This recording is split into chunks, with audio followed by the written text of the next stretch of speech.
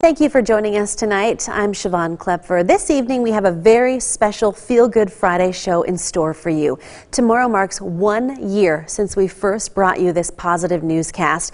We started the show to bring you feel good stories because we needed to hear them, right? And to show you that there's still a lot of good in the world, even during really dark times. So tonight we're taking a look back at some of those feel good and inspiring stories. From 6 News, this is Feel Good Friday. Hello, welcome to Will and Levi's reading channel for kids. I really miss them. So to see them and to be able to interact with them every day is... I'm doing really well now. Boy, I wish Dad was here to see this. To be on the Food Network, again, not once but twice, was amazing. It won't be easy, but it'll be amazing. And I think that pretty much defines like Maya. This is the best ever. The fact that they pulled this off and put this all together. How do I look? Not bad? We just wanted to do something to give people hope. Don't ever give up. You have talent to do something above and beyond what other people hold you to. To finally get out, when they said I wasn't going to make it, it's just such an immense blessing, it's unbelievable.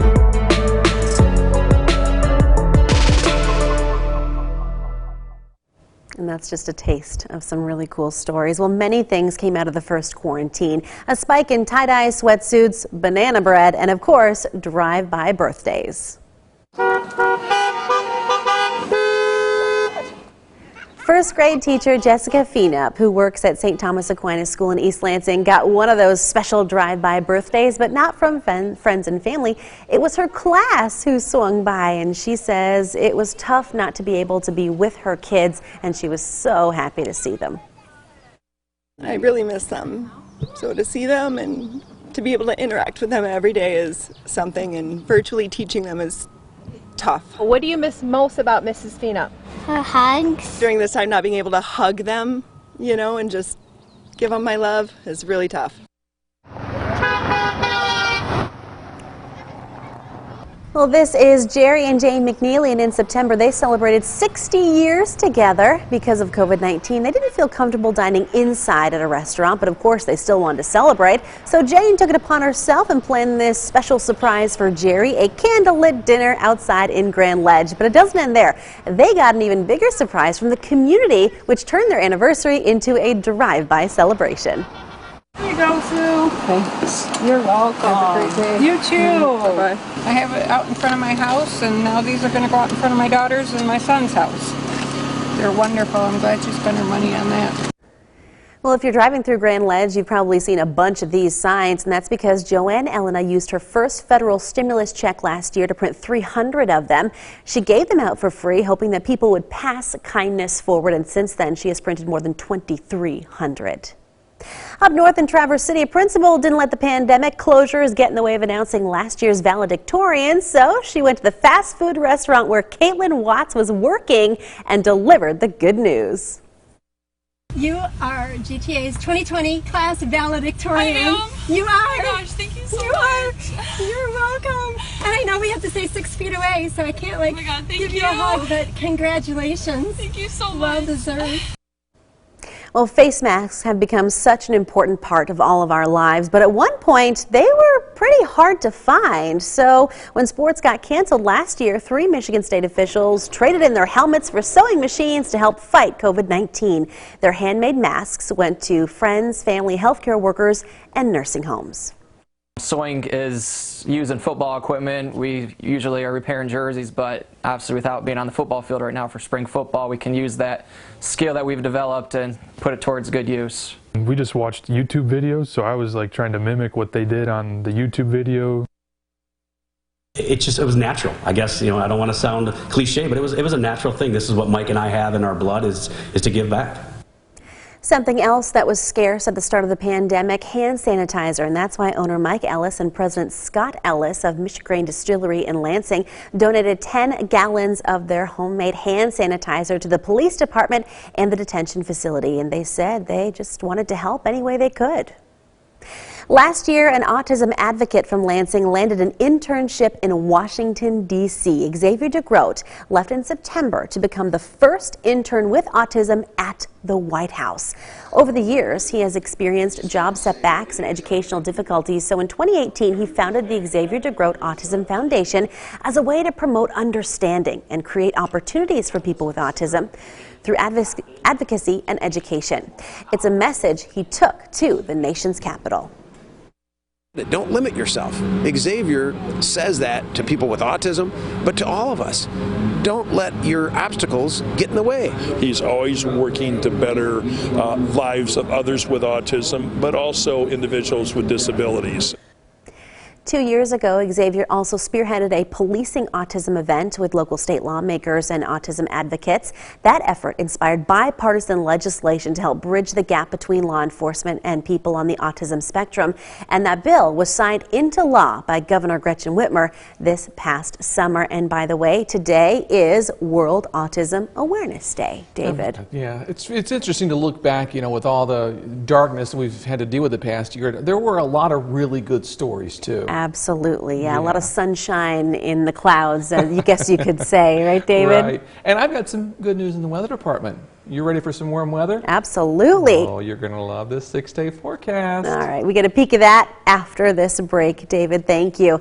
And then over on the west side of the state, everybody, the Helen DeVos Children's Hospital asked the community at the beginning of the pandemic to show their support for patients by showing them that despite being separated by the virus, everyone is actually closer than ever before. And they did that by making a virtual choir of the song Lean on Me by Bill Withers. And that was before he died at the age of 81 years old. And we're going to be showing you pieces of that choir singing throughout the rest of this show. So stay with us.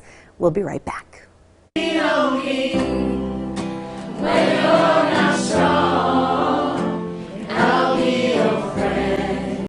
Welcome back. Over the past year, I've had the pleasure of interviewing so many inspiring people, but some of my favorite interviews center around young people doing what they can to help others during the pandemic. So we're going to start tonight with two brothers from Vermontville. They love to read. Will and Levi, they wanted to do something nice for kids who enjoy reading as much as they do.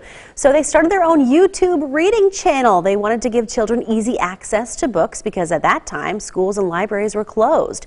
They read to children, they recorded it, and they posted those videos. Most of the videos are stories, some are poems, and a few are even sing-alongs. We hope we're cheering people up all over the United States and more countries.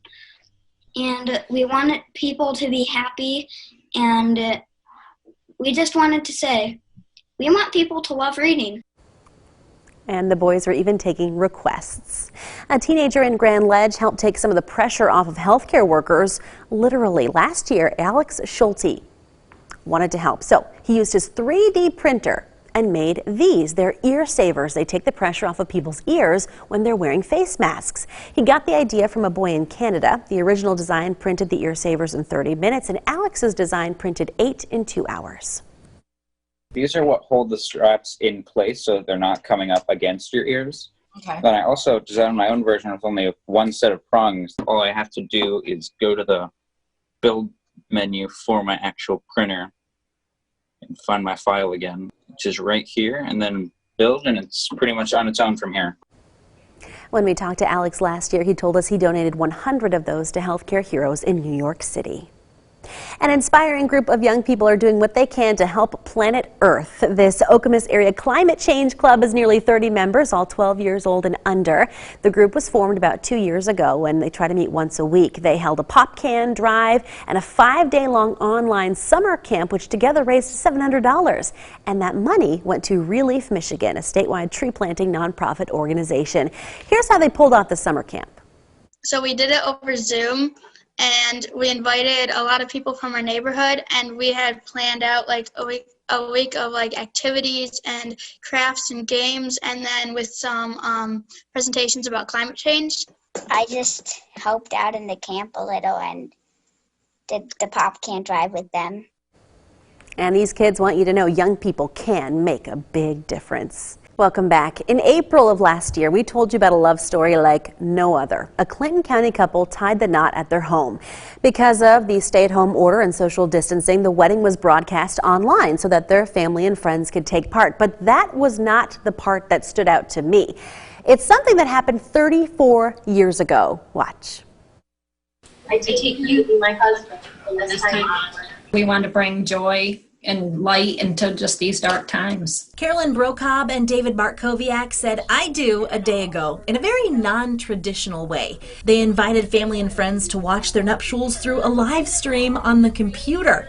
Some watched from their homes, some inside their cars, and others drove up to celebrate from a distance. We welcome all those joining us in the yard and online as they choose to make a life together. The newlyweds say the COVID-19 pandemic reminded them about what's really important, and they didn't want to wait to become husband and wife. Life is short and precious, and so we're like, we just want to do it. But this? I now present to you and you, Mr. and Mrs. David and Carolyn Bartkowiak. Wasn't the first time David and Carolyn said their vows to one another.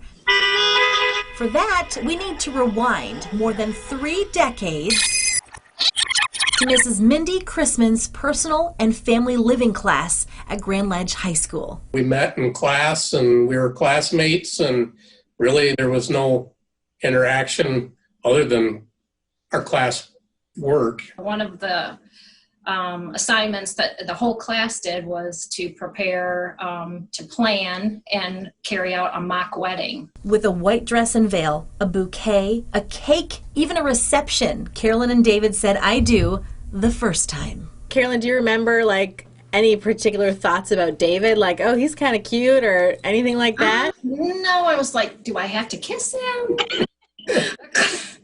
And I see pictures now when we're kissing. We kissed in the ceremony, and then we actually kissed at the reception in the classroom. And I'm like, we kissed again? We kissed twice? After the wedding, David figured he'd try and get a date with his new wife. I did ask her out, but... Oh, did you? Yeah, but it was a no. We went to lunch. Yeah, we did go to lunch. During school, we went to lunch one time, but that was the end of it. After high school, David and Carolyn went their separate ways. They both got married, had children, got divorced, and then, through the computer, reconnected again. He friended me on Facebook, and I didn't accept his friend request because I didn't know who he was. He had hair, curly hair then. So I was like, is that the same person? So I private messaged him and said, are you the same David that, I married in high school? Eventually, the two went on a real date, and 34 years after their mock wedding... She asked me. Oh, yeah? Yeah. It's true. I didn't give him a ring, but I did ask him. They made it legally down the aisle, or rather, on their front porch, to honks, hollers, and virtual hugs.